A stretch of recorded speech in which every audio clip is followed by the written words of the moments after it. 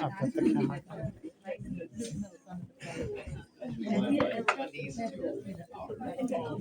Is that a Papaya, Caraca, tropical papaya. Just put the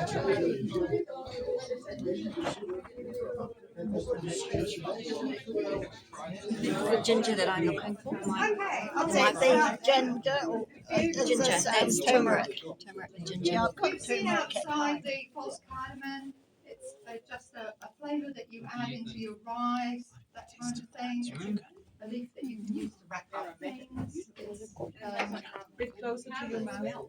and A bit closer. can you hear that? Yeah, Yeah. that's good. So the top of the microphone's facing you. Yeah. I'll break down and sing. Okay, so that's the false cardamom. Don't eat the leaves, you just put it into your rice and then take it out. This is an edible lily, that you eat the roots. You boil them up. Yep, boil them up. Just the roots. Some people are saying that it might be arrowroot. Brent, who is the one who's passionate about all this, has got laryngitis. So I'm filling in for him, so I won't have all the answers. All canna edibles are edible, but some aren't very tasty at all. This is a tasty one, and it could very well be arrowroot, but we don't have One confirmation on of that. the women is selling it at the Mandarin market and asked if they cook it like taro. Yes, you can also make flour out of it as well. Arrowroot flour can be made from all canna edibles. Okay, as long as it's not the taro that we've got down here, which is the Japanese taro, which cooks up much, much faster. You have mush if you cook it that long. That one cooks like potato. But she doesn't have much English, this woman, and that's all I could get out of her. But she's selling those for people who buy them for eating. Can you eat the young leaves? Of the canna edibles, I can't say for certain, but you're supposed to be able to. I wouldn't do that without proper research. Though. The flowers you can eat. And I hear they're used in it's good edible soft salads. food for the foliage too. Probably. And rabbits. Oh, this is a miniature pineapple. So there will be little miniature pineapples growing. You need a magnifying glass to see the. Yep. Just for fun. But it wouldn't be edible, would it? Once you feel it, You can eat it. It's just not very worthwhile. No. Something Time like to feel it. For the fairy table. The Natal Plum, or Natal Plum, very spiky, spiny, perfume of the flower is gorgeous. The fruit is almost inedible because it's got a lot of lactose. very high in latex. Latex. Male and female. If you let it get absolutely ripe, you can eat it, but yeah. Yeah, it's hard work. Lectins are not healthy. Yes. It's not recommendable to have lots of lectins. Yes. Olives, just ordinary olives, don't ask me what variety, but we dry them. So in salt, so that's, and they change the flavour completely. You've seen Casamaroa. This little one that I opened up for you actually is not fertilised, so it's one of the reasons why it's a bit smaller. I love these beans. These are Persian lima beans. They cook up beautifully, quickly, quicker than other beans, and they are so smooth. There's never any kind of lumpy, mealy kind of thing. We supply markets. Yeah, we grow them from Chinese sweet tea, somebody else has got another name for it. It's a vine, it grows up here beautifully, and it's a really healthy plant to make your tea out of. I dry it as well as have it fresh. So what's the size of Jiao Wulan? This is called Jiao Wulan, and it's a Chinese tea, and it's called the tea of the 100-year-olds because it has so amazing prolific contents. So No, mine died. I have not been Twin Falls Nursery sold. happens. Yeah, but you get them actually if you know the name Jiao Gulan or Gulan, and you also get dried leaves, and it's really worth having tea of it. It's very good for you. And it dries really, really Yes, nice. easily. So it's easy to use. Tropical apricot. I've only got one for you at the moment. I view this like salt or lemon. You don't try and eat it. I don't try and eat it as if it's a fruit that I'm just going to pop in my mouth. I might use it to zhuzh up something. Sometimes you put tomato in to get some acid into your food, and you can use tropical apricot that way too. Yes, and then Not drop sweet off. for making jam with it though. Pardon? Not sweet to make jam. Yeah, but I don't use sugar. So. Tahitian limes, we've got them growing there. They're actually not quite ripe yet. They go yellow on the outside, but they are a lime. You can see a comparison here. This is the Gigantea guava. On the whole, it's, they're bigger. You sometimes can get big cherry ones, but these on the whole are bigger. Okay. This is a Davidson plum. Not a real plum, Not a real just plum. named after that. It's another one that's pretty sour. Also called Ure in its native ranges of Australia. I think you should take it. Also called Ure in its native ranges of Australia. It's not actually a plum, but as Western people do when they come somewhere, they name it after a Western fruit. And would they eat it like that or do something with it? I would say they'd do something with it, considering it's extremely sour. Okay. I haven't done it, but I've been seeing it say that's another good jam. Yes, excellent jam and sauce for it. Kai Yes, apples, similar. vanilla. What is that one? That's Kai vanilla. Oh, pine apple, sorry. Yeah, apple. Key apple, that's a Key apple. parent to the tropical apricot. Yellow guavas, you've seen those around. There's a sample of the lacuma who didn't get the chance to taste it outside. Choco, much maligned choco. I use it at this time of year as my cucumbers are dying off. I use it in salads. I roast it. It's beautiful roasted. You just got to give it the time. And Brent, who's not here, has his favourite dressing. You can try with this dressing. You can just zhuzh up food, and they grow so well. If you're short of food, in your veggies, fresh veggies. You know what I use instead of cucumber in salads? Yeah, but it's not as prolific as. Oh, I grow masses. Yes. Okay, I have to explain. We're on a quarter of an acre. So all these things, all our plants are on a quarter of an acre. So we really don't have things that we've got to justify their space. I was just going to say, a Taiwanese lady said her favourite meal her grandmother was stir-fried choco shoots with beef. Stir-fried choco shoots with choco. I do use the shoots, but I put them in my salads. But my husband doesn't really like them. I can see it. Yellow passion fruit. Vanilla passion fruit.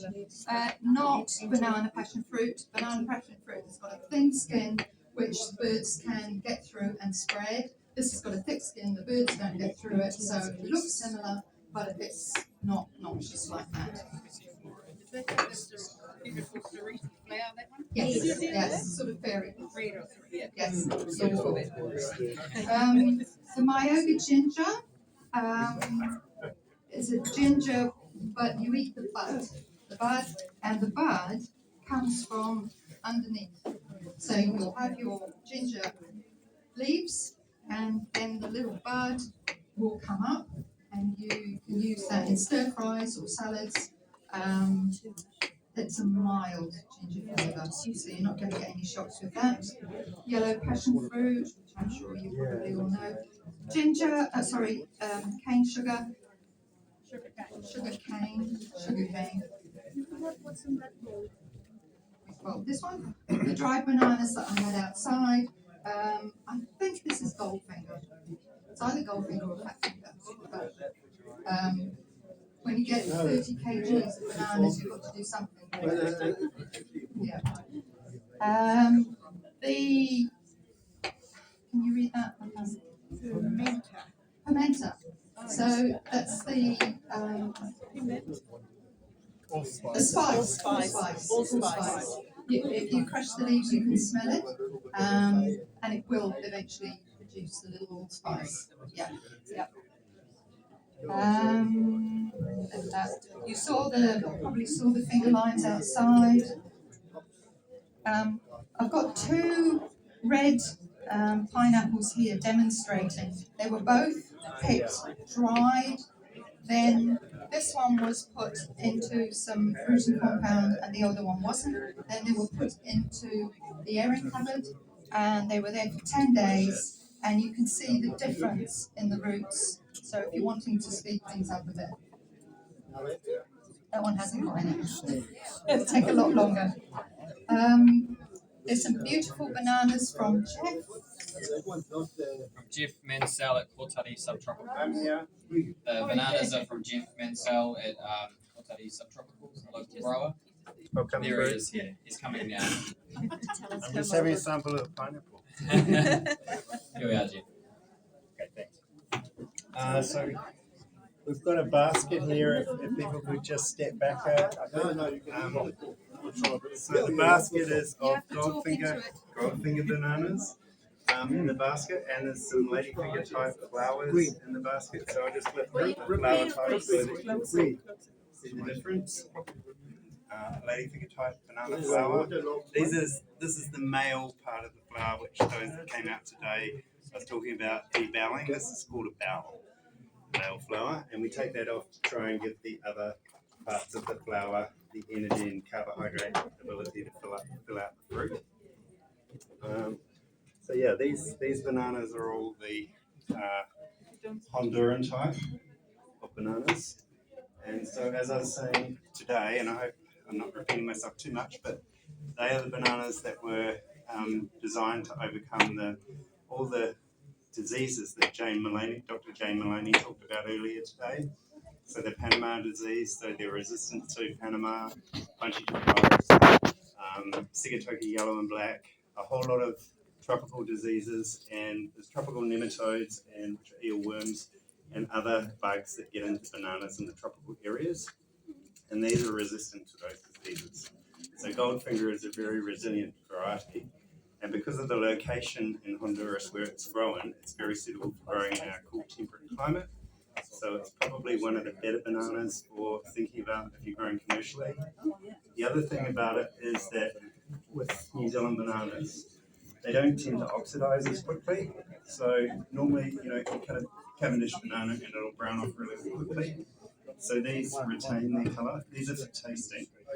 So if anyone wants to have a taste, just peel off the skin.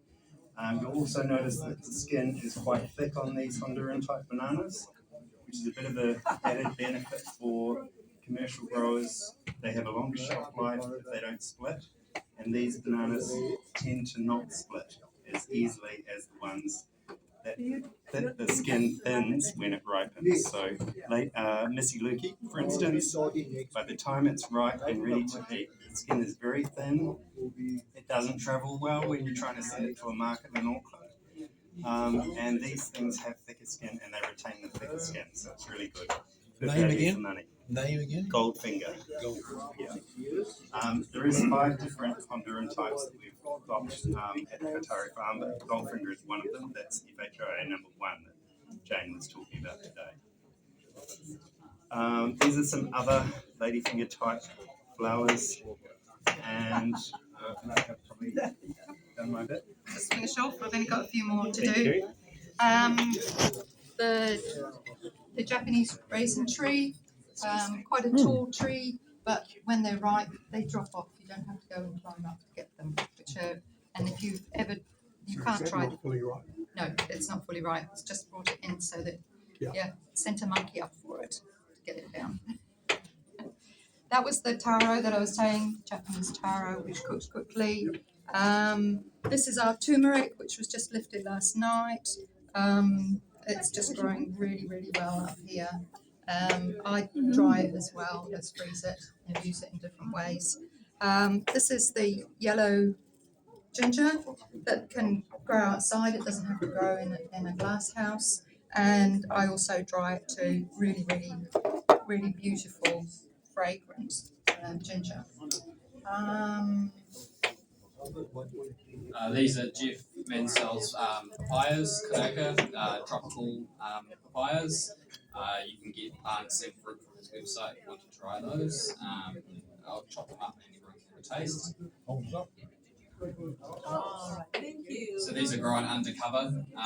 They're not commonly grown outdoors in New Zealand without some type of coverage because of our winter rains and waterlogging. It can affect their roots. There is a way around that people are working on, so hopefully we'll see these growing outdoors in the next decade. So, I'm not sure what timing we've got. Any questions? You always cut the flowers off as soon as possible, the male flower of the banana. So you can. Birds and tuis, we've found they love flowers on those. So it's yes, and bees. It's a preference to you whether you're wanting maximum production or you're wanting to enjoy the wildlife. Good answer. Anything else? Yes. Yeah. Yes. Do you have to try the pineapple tops before you Yes, you definitely need to dry them. Yeah.